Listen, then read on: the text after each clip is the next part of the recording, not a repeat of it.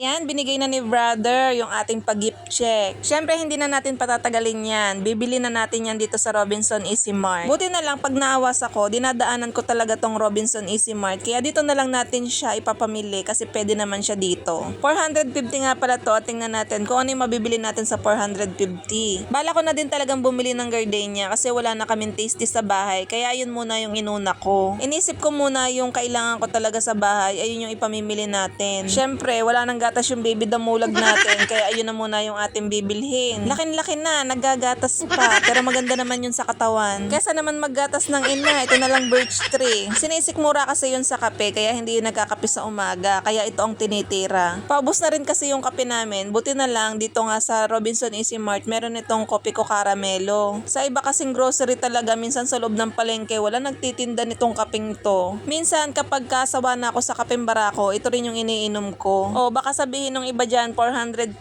lang, ang liit naman. Guys, baguhin natin yung mindset na ganyan. Kasi sabi ko nga sa inyo, malaki o maliit na bagay yan, still ipagpasalamat pa rin natin kasi blessing yan. Kasi kung ungrateful ka sa mga natatanggap mo, kahit maliit na bagay, naku, ang blessing sa'yo, palayo ng palayo. Kasi yung iba naririnig ko, 450 lang sa ibang company, ganito, ganyan, ipinagkukumpara pa. Isipin nyo na lang, sa ibang company nga, wala niyan eh. But si brother, kahit maliit yan, meron pa din, 'di ba? Blessed pa rin ako sa company namin kasi hindi nila kami nakakalimutan. Kahit nakakatamad na minsan pumasok, grateful pa rin kasi may trabaho tayo. Bali, iniisip ko pa nga dyan kung ano pa yung bibilhin ko. Wala na kasi kaming ulam. Puro frozen na yung nasa rep namin. Eh, hindi ko naman mapapagbaon yung aking asawa ng frozen kasi hindi naman yun kumakain nun. Sabi ko, meron pa naman siguro, kaya sabi ko, yung manok na lang yung bibilhin ko. Hindi ko alam kung anong luto yung gagawin ko, kung ititinola ko ba o i-adobo ko na lang. Para kasi yung asawa ko may pambaon kinabukasan. Bumili na nga lang ako ng 1 kilong Thai part. Bahala na kung anong luto ang gagawin natin. Konting tiis na lang talaga mga kumarites, magbabakasyon na tayo. Iilang araw na lang. Pero ba't ganun no? Kapag nagbabakasyon, napakabilis naman ng araw. Mausisa mo, nasa trabaho na ulit tayo. Kaya nako, bawat araw ng rest day namnamin natin. Ang kagandahan lang din talaga sa bahay ni Kuya, talaga namang 2 weeks straight wala tayong pasok. Hindi na natin kailangan bumalik pa ng December 26, 27, or 28. Unlike sa ibang company, kailangan pa nilang bumalik. Yun lang din talaga ang kagandahan kay Kuya, as in mapapahinga mo talaga yung katawang lupa mo. Naghahanap nga pala ako ng Skyflakes dyan dahil yung asawa ko wala ng Skyflakes sa bahay. Wala akong nakita kaya hindi na ako bumili. Okay na rin kasi nakamenos ako sa pag-grocery ko ng kape, gatas at saka tinapay. Bali 4 items nga pala yung nabili ko. Bali nag-abono pa ako ng 175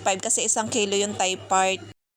Yan mga kamarates, galing ako sa Robinson, yung binigay sa aming gift check ng company na halagang 450 ay ipinamili ko na siya sa Robinson Easy Mart. Ang nabili ko lang ay thank you pa din kasi kahit maliit meron, hindi na rin kami nagbitbit na mabigat kasi ikaw na yung pupunta sa grocery kung saan pwede yung gift check. Ang nabili ko lang ay kape, gatas, gardenia at saka pang ulam namin. Bali nagdagdag pa ako ng 175. Yun lang yung nabili ko kasi yan, at least makakamenos na sa grocery natin yung kape at saka gatas. Nasa 100 din kasi halos. Pauwi na ako sa bahay, tapos bumili ako ng Thai part pang ulam namin ngayong tanghali para may maluto ako kasi wala akong maisip na ulam. So ayun lang. Ang init, medyo mahangin. Last night na natin mamaya. Finally!